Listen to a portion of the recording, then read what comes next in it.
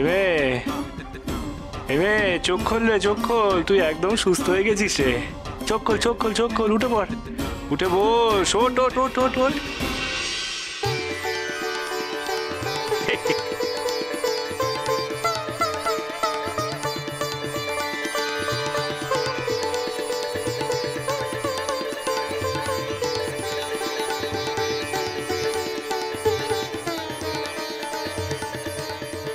মা,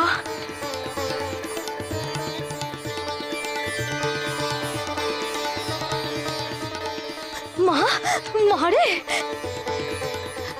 সব তোমার কৃপা ঠাকুর, সব তোমার কৃপা। জয় জয় বামদেব ঠাকুরের জয়, জয় বামদেব ঠাকুরের জয়। আজ তোমার জন্য আমার মেয়ে নবজন্ম পেল গো ঠাকুর, নবজন্ম পেল। সব তোমার কৃপা গো ঠাকুর, সব তোমার কৃপা। তাহলে ঠিক লোকের সন্ধানে মা আমাকে ঠিক জায়গায় পৌঁছে দিলেন।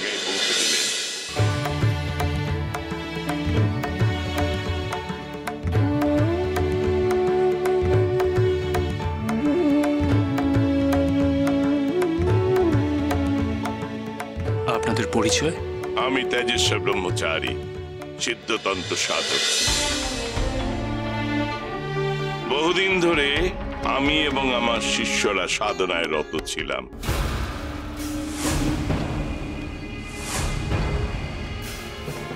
এ ব্রহ্মানন্দ, আর এই হলো কালিকানন্দ। রেরা, আমি বিশ্বপ্রভা, গুরু শ্রীচরণে নিজেকে সমর্পণ করে আছি। আর আমি সিদ্ধায়নী। আমি এদের নিয়ে হিমালয় থেকে নেমে এসেছি তারাপীঠের অধীশ্বরী মা তারাকে দর্শন করব বলে। জয় তারা। বাহ বাহ বাহ, বেশ বেশ। বড় মাকে দর্শন করেছেন আপনারা? হ্যাঁ, করেছি। বাহ বাহ বাহ বাহ, বেশ বেশ বেশ। জয় তারা, জয় তারা। তা মা তারাকে দর্শন করা ছাড়া কি আর কোনো উদ্দেশ্য আছে আপনাদের তারাপীঠ আসার? আছে। তারা সিদ্ধ বামদেবের সঙ্গে সাক্ষাৎ করা আমার বিশেষ প্রয়োজন। মন্দিরে খোঁজ করতে গিয়ে জানলাম তিনি এখানেই আসেন, তাই সরাসরি এখানেই চলে এলাম। আপনারা যার সামনে দাঁড়িয়ে কথা বলছেন তিনিই তো স্বয়ং বামদেব। ইনি যে বামদেব, ওনাকে দেখেই আমি বুঝতে পেরেছি। ওনার শরীরে দিব্য জ্যোতির প্রকাশ আমি দেখেছি। না গো, আমি তেমন কেউ নই। আপনাদের বোধহয় ভুল হচ্ছে কোথাও। না, আমি সঠিক মানুষের সামনেই দাঁড়িয়ে আছি। শুনুন বামদেব, আমরা আপনার কাছে এক বিশেষ প্রস্তাব নিয়ে এসেছি। বিশেষ প্রস্তাব? বলুন। কুণ্ডলিনী শক্তি সবকটি গ্রন্থি ছেদ করে আপনি তন্ত্র সাধনার এক বিশেষ স্তরে পৌঁছে গেছেন। পূর্বের তুলনায় আপনার তন্ত্র শক্তি বহুগুণ বৃদ্ধি পেয়েছে,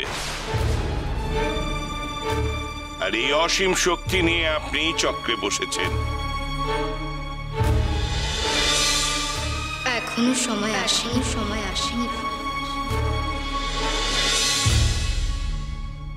আমি আমার শিষ্য শিষ্যাদের নিয়ে আপনার সঙ্গে সেই চক্রেই বসতে চাই।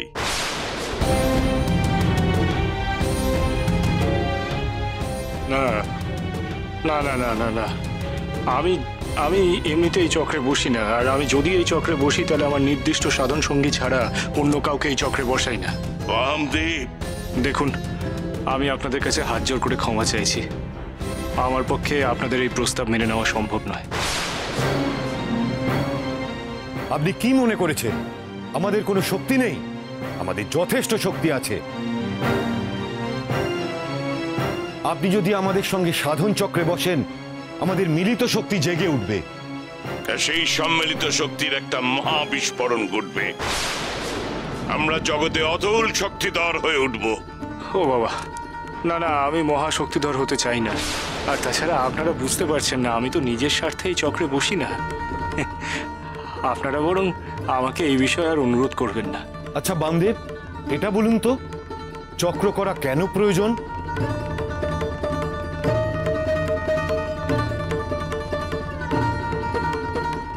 আচ্ছা নগেন, এই সাধুরা বামার সাথে চক্রে বসার জন্য তা আগ্রহী কেন? সে সুদূর হিমালয় থেকে এসেছে শুধুমাত্র বামার সাথে চক্রে বসবে বলে। এনারা বলছেন যে এনারা সিদ্ধ পুরুষ, ওনাদের অনেক শক্তি, কিন্তু তাই যদি হয় তাহলে ওনারা আরো শক্তি অর্জন করতে চাইছেন কেন?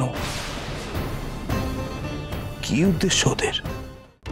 আমার চক্রে বসার উদ্দেশ্য নিজের স্বার্থে শক্তি আহরণ করা নয়। চক্র থেকে অর্জিত শক্তি আমি মানুষের কল্যাণে কাজে লাগাতে চাই, জগতের কল্যাণে কাজে লাগাতে চাই। আর তাছাড়া আমি বা আপনি শক্তি অর্জন করে কি করব? আমরা তো সন্ন্যাসী গো। রাজা হয়ে রাজ্য জয় করা তো আমাদের সাজে না। শোনো গো, আমাদের বামা ঠাকুর হচ্ছে মা তারার নামে এমনিতেই শক্তিশালী। এই তো কিছুদিন আগে এখানে মহামারী লেগেছিল, মা তারার নাম করে বামা ঠাকুর সে মহামারী তাড়িয়ে দিল। কত লোকের আস্ত রোগ বিসুখ সব তাড়িয়ে দেয়। এই মেয়েটির গলায় একটি ফল আটকে গেছিল, বামা ঠাকুর কেমন সে ফল বের করে দিল। কি রে মেয়ে, বল বল। মানুষের রোগ হওয়াটা কি আপনি আটকাতে পারেন বামদেব? গতকাল আমরা এখানে আসার সময় কাল বৈশাখীর ঝড়ে বিপদের মধ্যে পড়লাম। সেই ভীষণ ঝড়ে কত মানুষের ক্ষতি হয়ে গেল। আপনি কি আটকাতে পারলেন আপনার অর্জিত শক্তি দিয়ে বামদেব?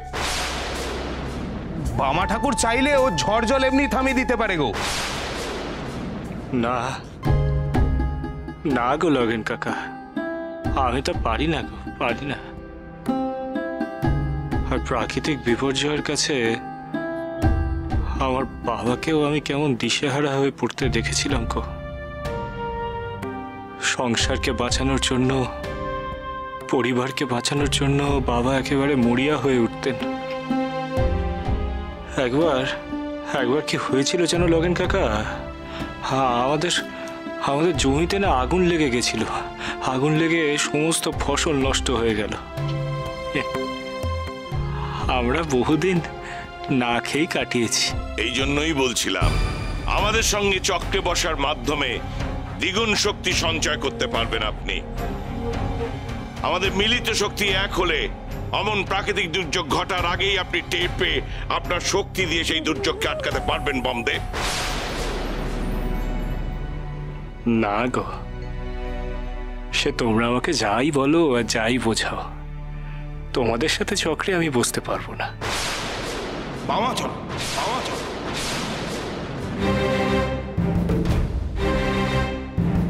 এনাদের কথা অবহেলা করো না বামাচরণ। সকলের মঙ্গলের জন্য চক্রে তোমাকে বসতেই হবে। তুমি নিজে একজন সাধক হয়ে অন্য সাধকদের সঙ্গে চক্রে সাধনায় বসার আমন্ত্রণ প্রত্যাখ্যান করতে পারো না বামাচরণ। আজ রাতেই তোমাকে ওদের সঙ্গে সাধন চক্রে বসতে হবে, এই আমার আদেশ বামাচরণ। আমি তোমার শিক্ষা গুরু বামাচরণ, আমার কথা তোমাকে মানতেই হবে। বামা কি বেদজ্ঞ ঠাকুরের কথায় রাজি হয়ে যাবে?